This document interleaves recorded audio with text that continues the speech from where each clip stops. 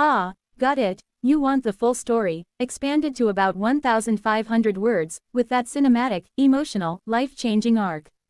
I'll run with it. Buckle up. Racing car sparkles. For 30 days, a Ferrari sat untouched at Silverline Motors, its scarlet body gleaming under showroom lights, its engine silent, its presence almost accusatory. Customers admired it. Salesmen avoided it. Mechanics shook their heads and moved on. The car belonged to Lena Moretti, a woman whose name carried weight in the city. Tech entrepreneur, philanthropist, heir to a family empire. She had brought the Ferrari in after it stalled inexplicably on the highway. No warning lights, no obvious faults, just dead. Silverline's best technicians inspected it. Diagnostics came back clean. Parts were replaced, just in case.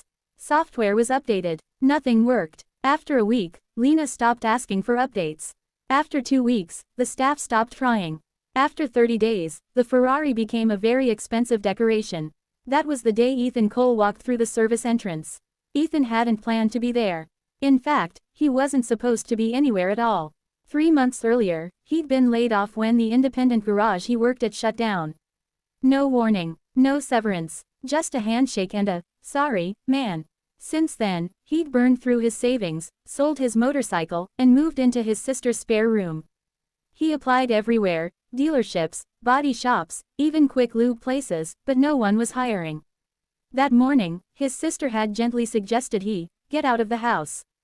So he did, walking without direction until he found himself standing outside Silverline Motors, staring at the cars he used to dream about fixing. Something pulled him inside. The service manager barely looked up when Ethan asked if they needed help. "We're good," the man said. "Unless you've got Ferrari certification."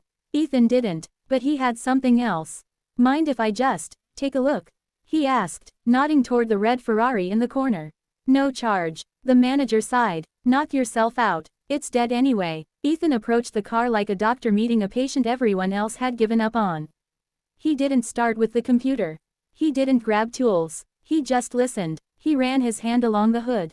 Opened the door. Inhaled the leather, the faint scent of burned fuel. He turned the key, not to start it, just to feel the resistance. He frowned. "This isn't electrical," he muttered. For hours, Ethan worked quietly. He checked systems other mechanics hadn't bothered with. He traced wiring paths. He pulled panels that were annoying to access. And then he saw it. Something so small it was almost insulting. A microscopic fracture in a custom sensor housing. Not enough to trigger an error code. Just enough to confuse the engine's brain into shutting itself down under specific conditions. It wasn't a part you could order. It was a flaw you had to notice. Ethan fashioned a temporary fix using materials from his own backpack, things he'd carried from job to job. He reassembled everything, wiped his hands, and turned the key. The Ferrari roared to life. The sound echoed through the service bay like thunder. Every head turned. The service manager rushed over. "What did you do?" Ethan just smiled. Asked it the right question. Word traveled fast. Within an hour, Lena Moretti herself arrived. She didn't look angry. She looked curious. "I'm told you fixed my car," she said, studying Ethan the way investors studied startups. "Yes, ma'am," he replied. Though it's more accurate to say it was misunderstood. She raised an eyebrow. "That's a new one." Ethan explained the issue simply, without jargon or ego. Lena listened closely, then asked a question no one expected. "Why are you not employed?" The truth came out, easily, too easily. Lena nodded slowly. "Take the car for a drive." Ethan hesitated. I don't think." That wasn't a suggestion. He drove it carefully at first, then with growing confidence. The Ferrari responded beautifully. No stalls, no hesitation, just raw, controlled power. When he returned, Lena was smiling. "I've been looking for someone like you for years," she said. "Someone who understands machines the way artists understand paint." Ethan laughed nervously. "I just fix things." "No," she said. "You listen to them." That afternoon, Lena made him an offer. Not a job, a partnership. She was quietly funding a new venture, an automotive innovation lab focused on restoring and improving high-performance vehicles in ways manufacturers overlooked. She wanted someone who could see beyond manuals and diagnostics. She wanted Ethan. Within weeks, Ethan went from unemployed to co-founder. The lab flourished. Word spread about the mechanic who could solve impossible problems. Rare cars arrived from across the country.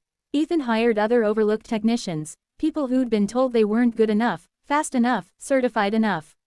And Lena, she found something she hadn't known she was missing. Purpose beyond profit. One evening, months later, Ethan stood in the lab long after everyone else had gone home. He was working on the Ferrari, the same one that had started it all. Lena watched from the doorway. "You know," she said, "I almost sold that car." Ethan looked up. "I'm glad you didn't." She smiled. "Me too. Turns out, it wasn't broken." He nodded. "Just waiting for the right person." They stood there in comfortable silence, the hum of tools and possibility filling the space. Sometimes, a life doesn't change because of talent alone. Sometimes, it changes because someone finally takes a closer look. And sometimes, a broken Ferrari is just the beginning. If you want, I can rewrite this to be more dramatic, more romantic, more motivational. Adapt it for YouTube narration, Facebook stories, or Medium. Add a twist ending, villain, or love arc. Tune it to a specific audience or platform. Just say the word relieved face 1500 WAD.